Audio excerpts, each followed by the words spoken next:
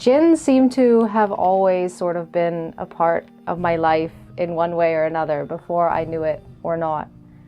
You know, even back to when I was 14 years old and I had, I guess, my sort of first Jinn experience. I was out with my brother and his friend. His friend was really into like black magic and ghosts and all this stuff. And he's like, let's go to this place called like Spirit Corner or something like that. So we went there, we were sitting down in a circle and he started doing like, I don't know, whatever, seance or chant or whatever. And I felt this feeling inside my chest, sort of where you think your soul might be, in the center of your chest. And it really scared me, but I didn't say anything, I just kept quiet. And he looked straight at me and said, "You need to leave." And I'm like, why? But I knew why, I could feel it. And he's like, something here doesn't like you, just leave, run.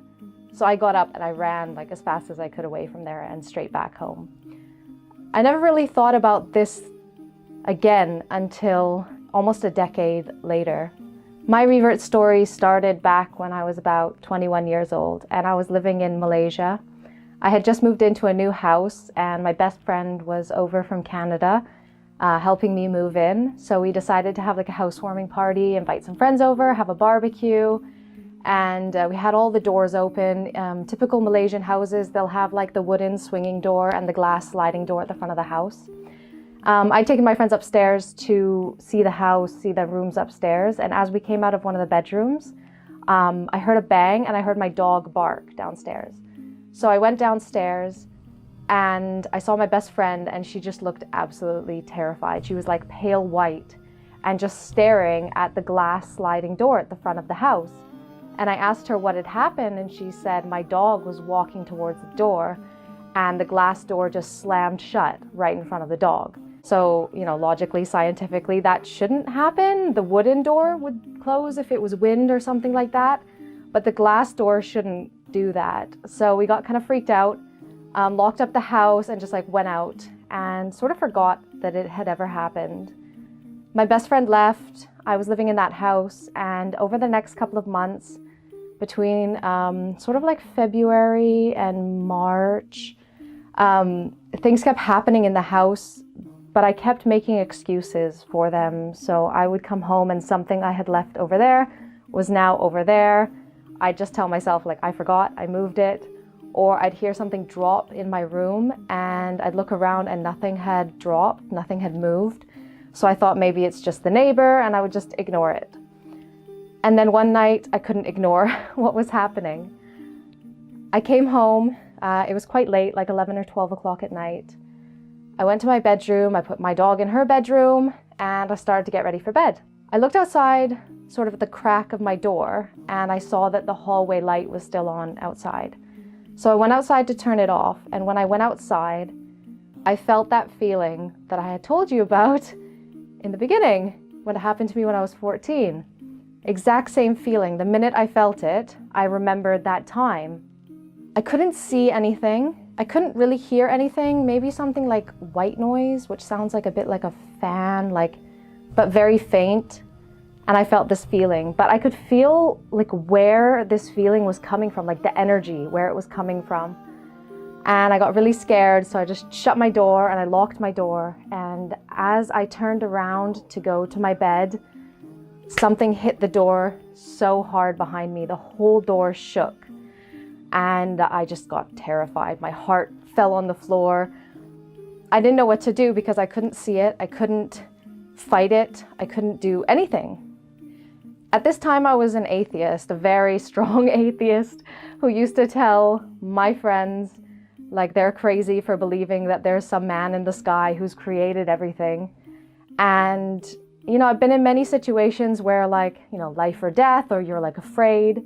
But I never thought to call on God or any kind of like deity in any of those sort of situations because I just didn't believe that it would help. But in that moment, my mind was totally blank except for one word, and that word was Allah.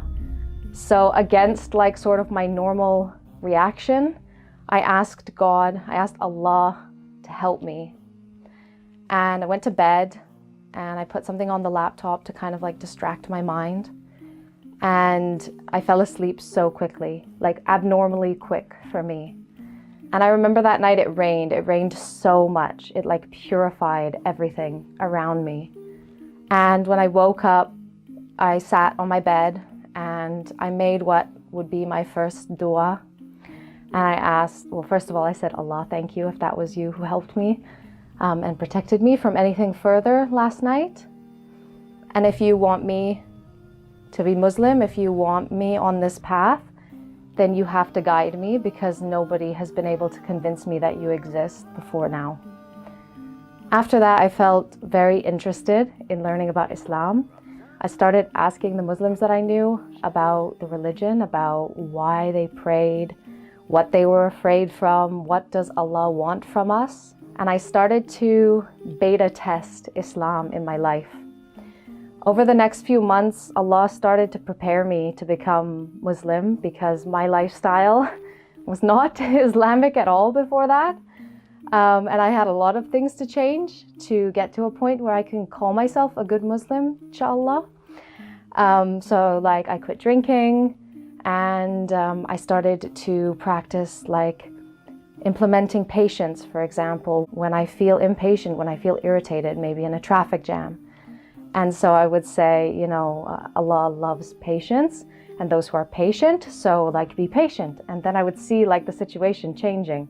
Probably about 6-7 months after that first incident, it was coming to be Ramadan, and all of my Muslim friends were very, very good Muslims in Ramadan. So I decided this is the time to see if I can be Muslim or not, because for my personality, I don't do things halfway. I like to do them all the way or not at all. And I didn't want to be a Ramadan Muslim. I didn't want to only practice Islam during 1 month of the year.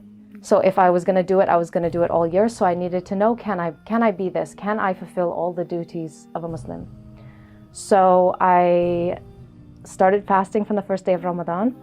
I read a chapter or a juz of the Quran every day. I put on a hijab during that month, and I learned to pray. And it was very difficult learning how to pray and putting the papers in front of you.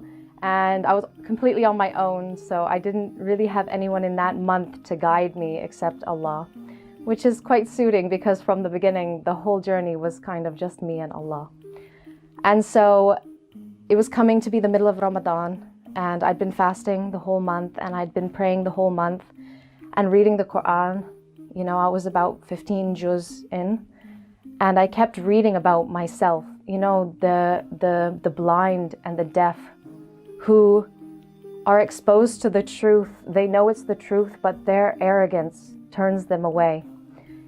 And it was one night at Isha prayer, I thought to myself, if I died tonight, I'm not going to Jannah.